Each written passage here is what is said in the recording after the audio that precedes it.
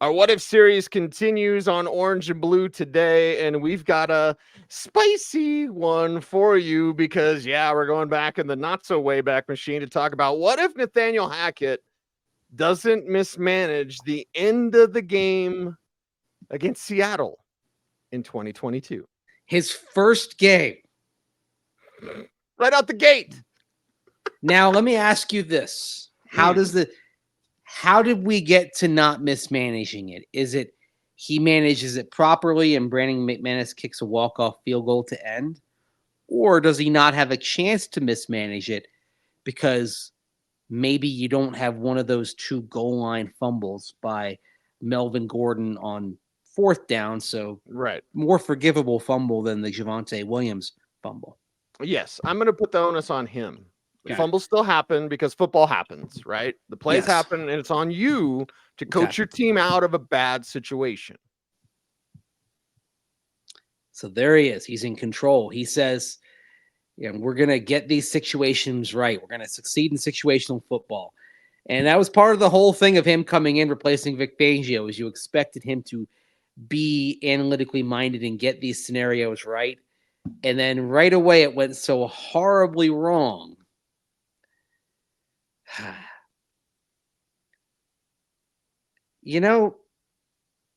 There's a cascading effect to these things. That's a phrase I use from time to time. And I do want, but would the process of getting plays in any quicker, would that have happened? Would that still have been a problem a week later against Houston when they came back home, the infamous countdown game? Yeah.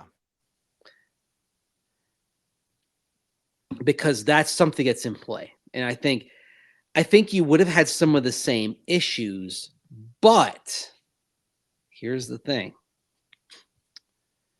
If you win that game, you're 3-0 starting the season. Right. And I think that changes everything. At least for that year. It changes the start and it changes the momentum that you could have had without the questions that then, honestly, those started in Seattle. Like, that's a winnable game. Fumbles are going to happen. You don't want them to happen, but they're going to happen. And at the goal line, they're as inopportune as you can be. But the questions about Hackett were there from the get-go because he mismanaged the Seattle game. And that leads to doubt. I'm not just talking about doubt in the public. Doubt in the locker room. Oh, yeah. Mm-hmm. Players thinking, does this guy really know what he's doing? And then you start looking at the game room, the basketball hoop in the meeting room, and some of his different ideas, and thinking, this guy's just nuts. But if you have success and these outside the box methodologies are a part of it, you get buy-in to that. All of a sudden, here it's basically quirky can be endearing or annoying, right? In this case, the quirks of Nathaniel Hackett, how they end up being received by the players, has a lot to do with the success and so on the field. And so if he doesn't mangle the management at the end of the game against Seattle, and they go for it, and we're going to say they get fourth down. They keep the chains moving. Okay. And, they get it because it was fourth manageable. You get either Russell Wilson takes off, picks up the yardage, or it's, Javonte Williams had a bunch of catches that night to dump off to Javonte. You move the chains. Sure. And then McManus gets the walk-off 49-yard field goal. You're 1-0 leaving Seattle. Russell Wilson had his happy homecoming. Yep. And the players start to buy in. Remember, on this Bronco team that season, they weren't getting stomped really until that Rams game on Christmas. Yes. This was 1-point loss to Seattle, a 9-point loss to Las Vegas, but it was a close game most of the way. Overtime loss to the Colts, overtime loss to the Chargers, 7-point loss to the Jets without Russell Wilson, Brett Rippon starting. 7-point loss in Tennessee when you were leading a good chunk of the game. Overtime loss to Las Vegas. I mean, actually, so you had a 13-point loss. It should have been a lot worse in Carolina. But then you follow that by losing by 1 point to Baltimore. Right. Now that was Lamar Jackson getting hurt, and you let Tyro Huntley drive the length of the field on you to score.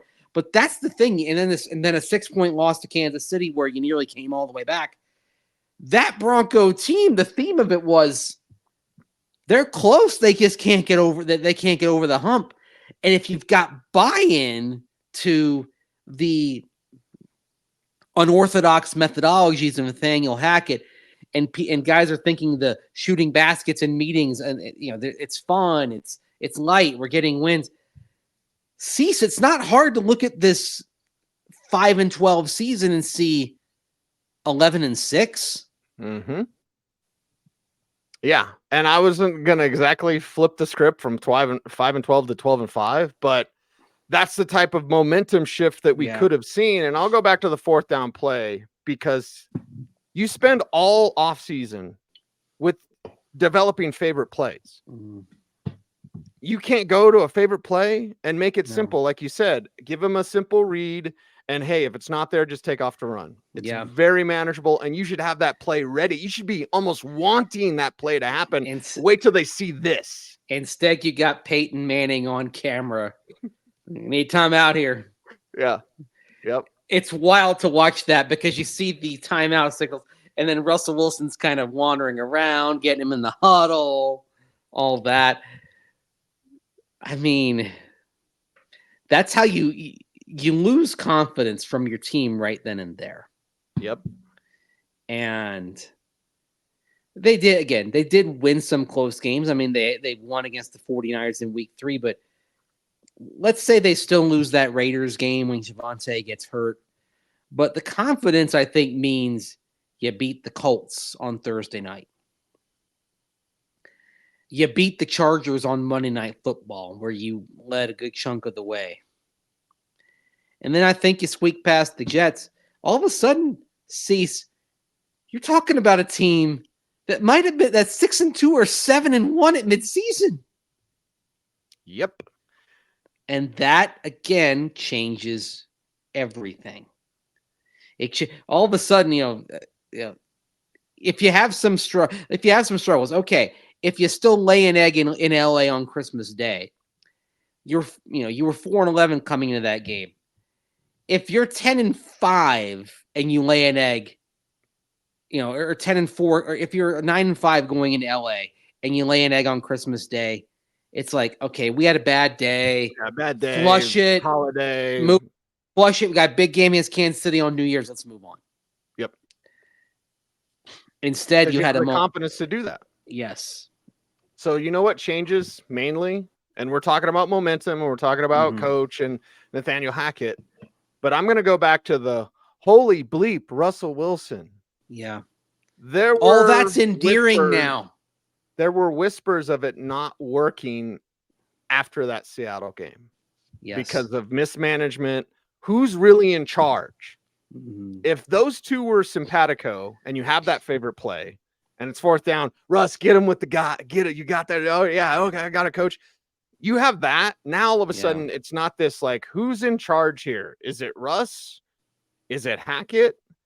And it would have a sign of actually really working instead of what we got. Does Jerry Rosberg ever come? No. See, that I'm not sure of, because I do wonder if the process of getting the plays in would have still been an issue. It shouldn't have been. It should not have been. But it would have been one issue rather than yes. What happened was when you had the failure to get in the plays in week 2 and the crowd counting down atop what happened in the end game in Seattle, right? It's like, this isn't isolated. This turkey doesn't know what he's doing. Mm-hmm.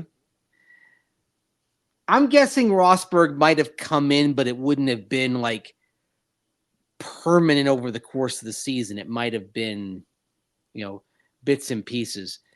That being said, I don't know if the special teams failures are remedied, which is why I still think you might have seen Rosberg come in, but it might very well have been, Jerry, you're going to help Stooks. Stooks, you're going to take this, like it or not. Right. But I don't think you're looking at a scenario where it would have cost you games in the same way as it did. And again, like that's when you look at a team that loses a ton of close games. I'm not saying you're going to win all these close games, right? Like I don't think maybe they don't beat Tennessee. You still lose that game. Maybe you still lose Carolina because you just were awful that one day. of those days, yeah. But I think you go into Baltimore when they lose Lamar Jackson and you find just enough to win that game. Yeah. I think you play the Chargers when you went to overtime, especially the games that went to overtime. That's like, okay, do you find enough to win those games because you've got a little bit more confidence, a little bit more faith, a little bit more belief in a united locker room? It's really, I think you really could. And then the other thing that happens is I think you have a better season for Russell Wilson. Maybe not a great season, but a better season for Russell Wilson because that confidence that everyone has in the coach, it ends up kind of feeding off itself. And then instead of like the cracks forming, the team comes together. Yes. Like you look back and one of the things to which you give Sean Payton credit for in 2023 was that the team came together in spite of starting 1-5. He is objectively a better coach than Nathaniel Hackett. The body of work speaks for itself over the course of his career. Nathaniel Hackett would have kept things together just fine when things were successful. But when things went wrong, how would it have gone? And that's why I think, first of all, Nathaniel Hackett is the coach in 2023. Yes. This Broncos team in 2022 ekes into the playoffs as a wild card. I think they're one and done. So there's a little bit of disappointment, but still, it's like, okay, first playoff appearance in 7 years. Russell Wilson. Yeah, everyone's feeling pretty good. But what happens when at some point you hit the rocks? And Nathaniel Hackett would have hit the rocks at some point. Did you just delay by a year the collapse? What would have happened in 2023 if Miami had dropped 70 on a Nathaniel Hackett team?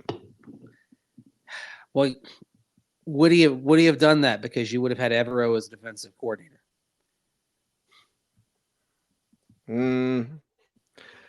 How good is Evero? Do you think he's better than Vance Joseph? There's questions now. I used to think he was, but there's questions now. Well, he went to Carolina was kind of a mess last year. Yeah. But it's still a mess. There's questions now. You want to talk about skins on the wall. VJ's got more. It's true. But if that sort of game happens, regardless of who's the defensive coordinator, let's say it's not 70, but let's just say you go down to Miami and you absorb a bad loss. And you still had the Rams beat down too. Yeah, so and now you've got a couple. Right. And so that Rams, and here's another. I mean, the other thing I would throw in here as you're getting a little stammering here because this is first draft thoughts. I would go as far as to say that after that Rams game, the Broncos go into the playoffs and get pulverized. So now you have 3 wallops in the course of, 8 games, whatever the number is. Like maybe the scenario is you look at the playoff matchups for that round. The Broncos are the last seed in, and so that would have sent them to Buffalo because Miami got in at 9-8. Remember that year? Mm-hmm. The Broncos go to Buffalo. They just lay an egg. Shellacked. Like 49-14. So you get pulverized by the Rams on Christmas. You turn around 3 weeks later, you get stomped by the Bills. And then in the first 3 weeks of the following season, you go down and allow an avalanche of points in Miami. And at this point now, 3 weeks into 2023, you have, in the span of 7 games, been walloped 3 times. Yep. And there you start, and that's where the cracks begin. And this is where I think the collapse for Nathaniel Hackett would have happened from there. I think Nathaniel Hackett is the type of coach who's, great when things are going well, but what we saw was an inability to stop the bleeding, whether it was self-inflicted or not. Right. So that 2023 season for the Broncos, I think it ends up looking a lot like 2022 actually did. Yes. Maybe even the same record. Are in the coaching search after that year. They are their coach. They are in the coaching search. And also they are at the point of, all right, Russell, do we move on from Russell Wilson? Mm-hmm. So let's go to the coaching search here. Cease. Okay. Who's the first choice? The guy that was the first choice, Jim Harbaugh. Uh-huh. And he is ready to move on. Yep. Mission accomplished in Ann Arbor. Won it all. Jim Harbaugh, head coach of the Denver Broncos. Greg Roman, offensive coordinator, has worked with mobile quarterbacks. Yes. Russell Wilson is still the Broncos quarterback. Yes.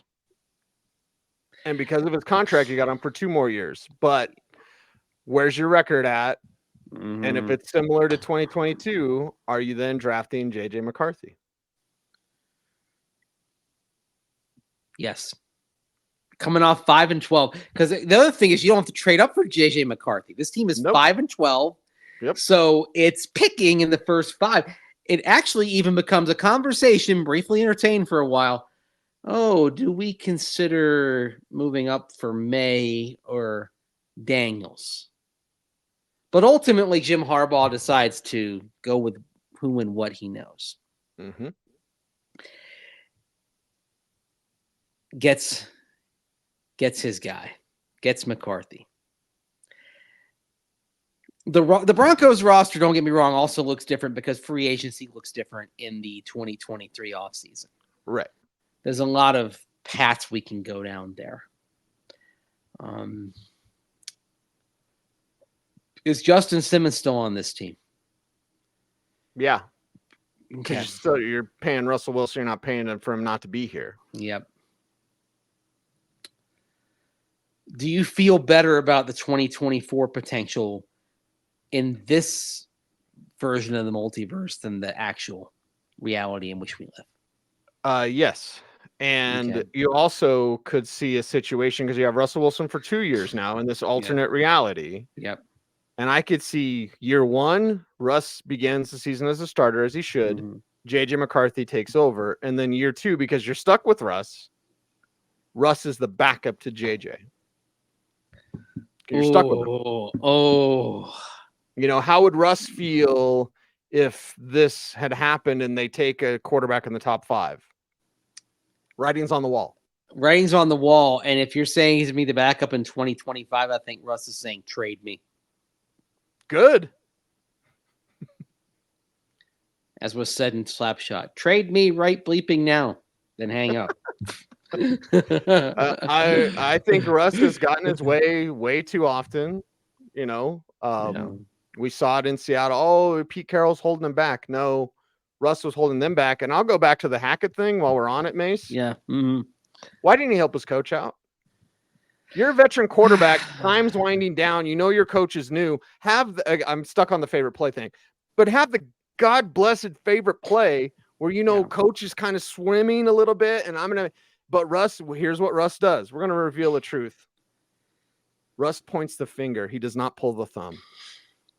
It's always somebody else's fault, and he's got his agent feeding his head full of that. It's always somebody else's fault. The team Russ. Yep. Around him. Yep. He insulates himself with his team that tells him, hey, you're doing super. They use that word too. Super. You're super, Russ. You're super. It's the inner child on The Simpsons. The town at one point of Springfield, they fall under the thrall of a motivational speaker who tells them at one point to listen to your inner child. And so Ned Flanders, his inner child is, stay the course, big Ned. You're doing super. And then Homer Simpson's inner child points to his mouth and says, food goes in here. Yeah, but that's what I think of when I think of Team Russ. It's like a little bit of like a Ned Flanders-esque. You're doing super. How did we know there? Oakley dokley. Because as a veteran, knowing you knew about Nathaniel Hackett, you guys are behind the scenes. You know, hey, my coach is kind of swimming, but I kind of like this because I'm going to get to cook. Hey, I'm going to have the freedom. Hey, I got this. He could have easily, because this whole show's about Hackett not screwing it up. They could have easily been Russ covering for his coach. Yeah. They hung out on vacation together in London. I mean, which I'm not sure is the best quarterback coach relationship. That's not really what you want. I mean, put it this way. We talked on a show earlier this month about tough love from Sean Payton, about how he initially starts the process of getting to know a quarterback at the combine in the 15-minute meetings by throwing some film of a bad game on and saying, why'd you suck? It wasn't that way with Nathaniel Hackett. It was awesome. Everything is awesome.